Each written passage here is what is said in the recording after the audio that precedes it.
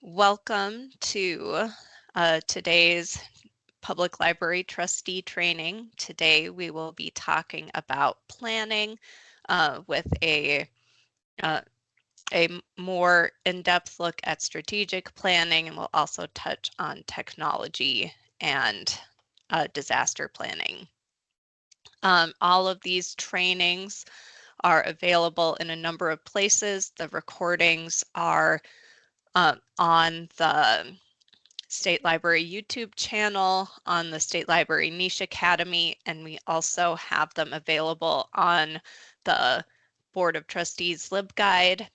LibGuides are accessed from the State Library homepage. There is a button above the search bar or a button further down the page. And once you're there, click on Library Boards and choose Public Library Board of Trustees. So who am I? My name is Monica Struck. I'm the Public Library Specialist for the State Library.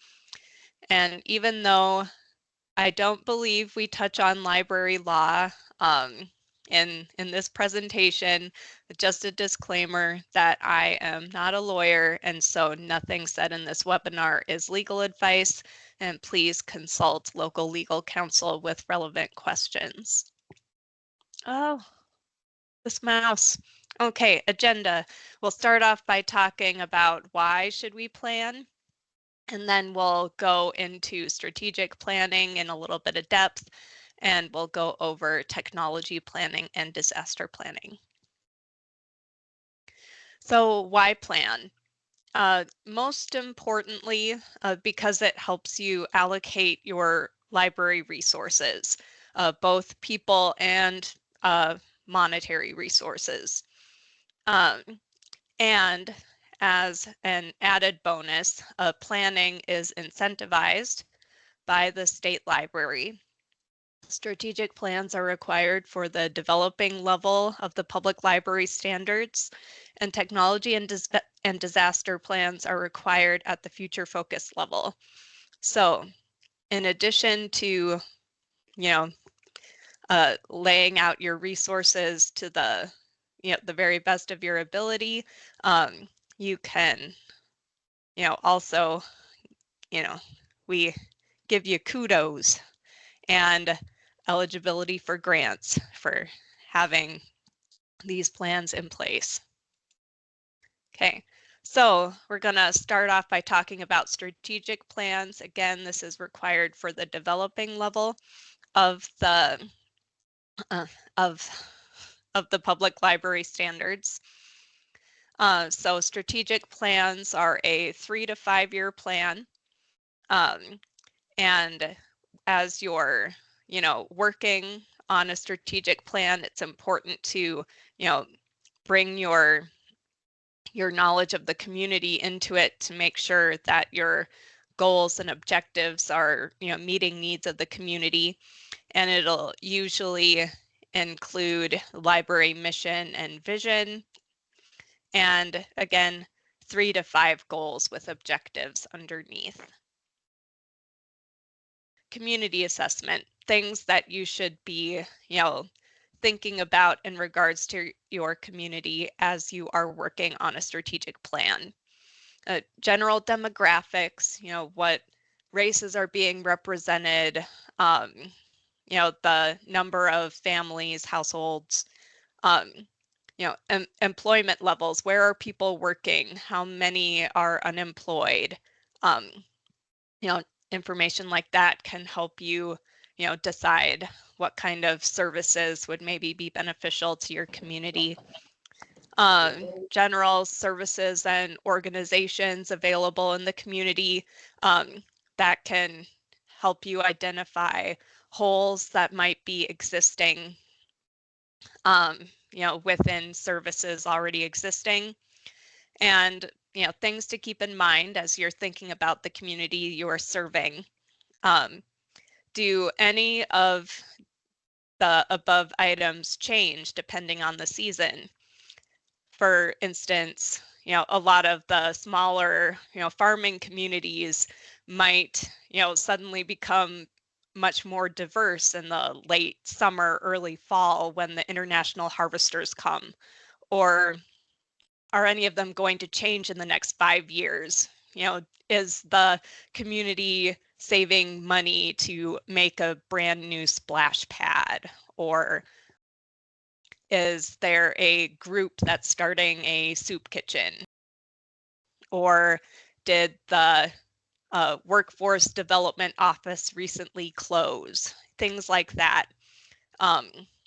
They help you decide what holes the library could maybe fill in existing services. Another thing that you should be looking at as you're setting your strategic plan is, the library. So pretty frequently, libraries are looking at their existing and historical statistics in certain areas as they're, choosing objectives and goals. So maybe you see that there has been a decrease in the number of young adults attending young adult programming. And then you can look at that and see, and decide, hey, maybe that's a goal. Maybe we want to figure out how to, beef up attendance. Strengths analysis is also helpful, not just identify where the library is struggling, but identify where you are succeeding. It's a good idea to do a space needs assessment every once in a while.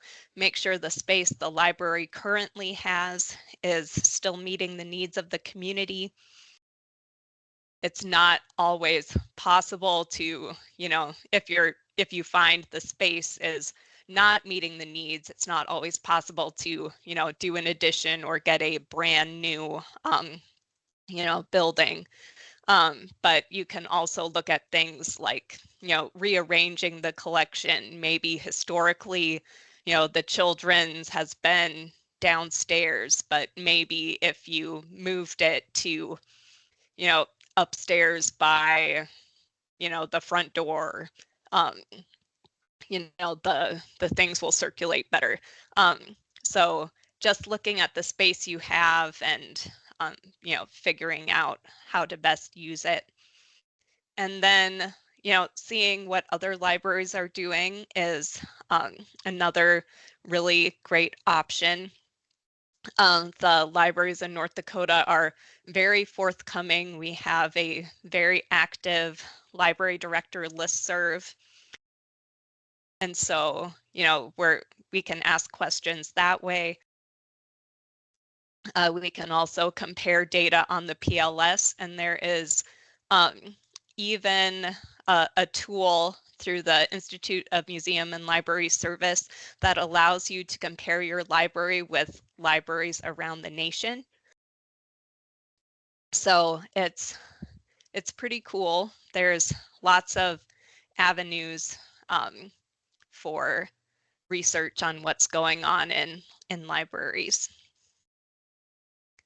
The next time you are working through the strategic planning process, I invite you to solicit community feedback, because who better to know what, they want from the library than the constituent group that you're serving.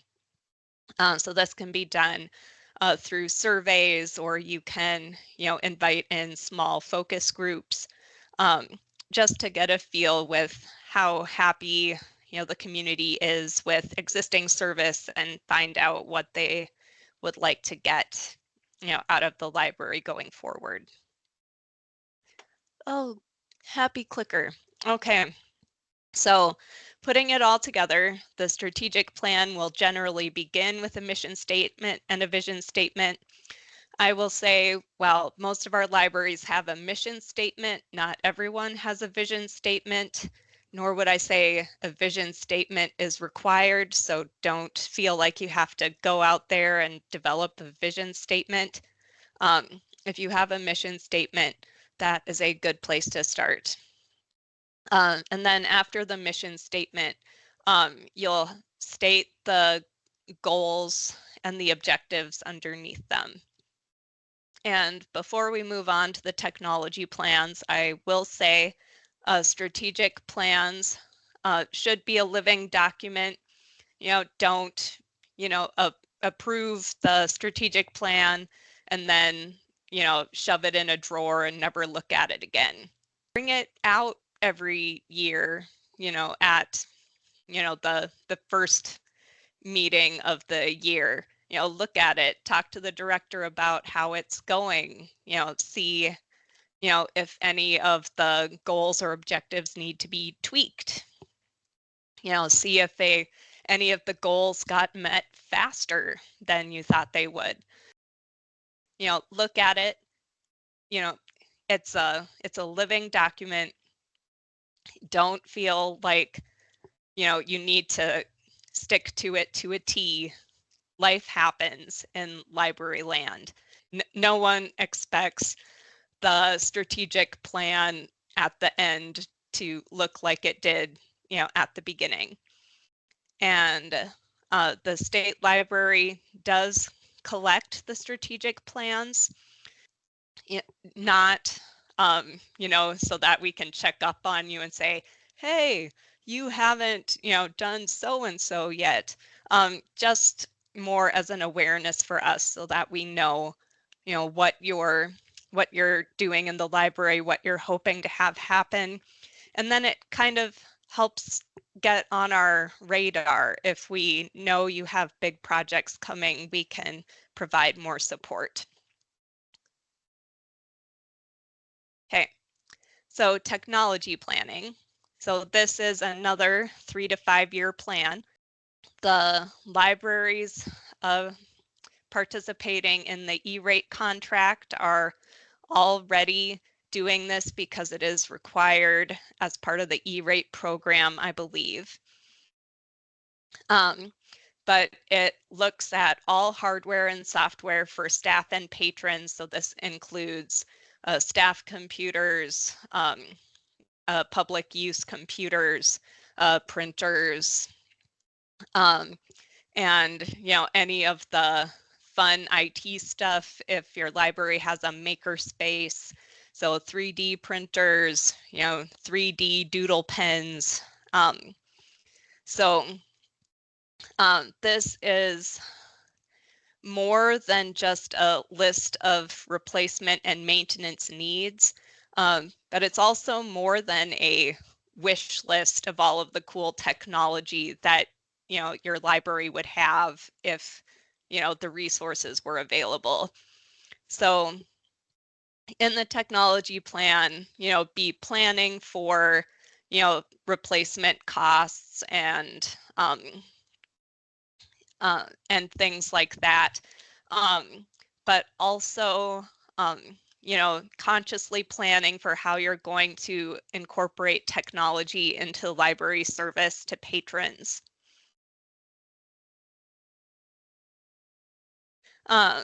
So again, encourage to, revisit the technology plan. Plans are living documents. See how things are going, within the plan. Maybe you received a generous grant and were able to knock out, all of your goals in year one. Just being aware of what's going on in the plan is a good idea. Disaster plans, these are, reviewed and updated as needed. So it'll cover natural disasters, building emergencies, health emergencies, and other threats. And it outlines the library's response, community response, continuing operations, contact information for suppliers and services. So when I talk disaster planning at new director orientations, I tell the library director that this is kind of their doomsday Bible. It goes over all the horrible things that could happen and how you're going to handle it. So I would say the most common disasters that libraries are planning for in North Dakota are things like flooding, or, any type of water in the library, fire, adverse weather events, say a huge blizzard rolls in and there's a whole bunch of people trapped in the library, things like that. But there are libraries who are going as in depth as planning for active shooter events or bomb threats. I would say that at least plan for, the water damage and the fire damage. But knowing who the director should call if there's a busted water pipe, or the power is out, or how the library will continue operations if the building is closed for a period of time. Those are the kind of things that should go into the disaster plan. All right, so I will now open the floor to any questions. Hi, Monica. Do you have any templates for mission and vision statements, like to create mission and vision statements? I'm pretty sure we have some resources on, we have a LibGuide specifically for planning. I'm pretty sure we've got some in there, or at the very least I have some samples. Here, hang on. This is the contact information slide, and I'm going to take you guys on a little adventure to the LibGuide. But in this case, I'm opening up the public library one. We have library planning, and I'm going to, because I don't have access to the chat when I'm sharing my screen, I'm going to stop sharing my screen and pass this link over. So this is all of our planning resources.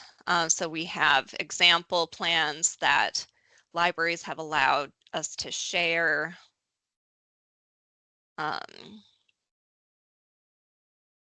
Now that I'm looking through it, I'm not seeing.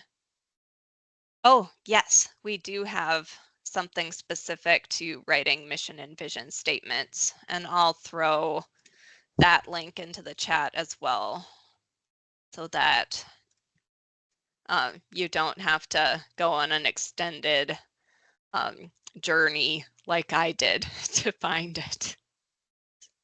So the recording will be up, probably by next week, if not later today. The slides will be available immediately following closing off here. Have a good weekend.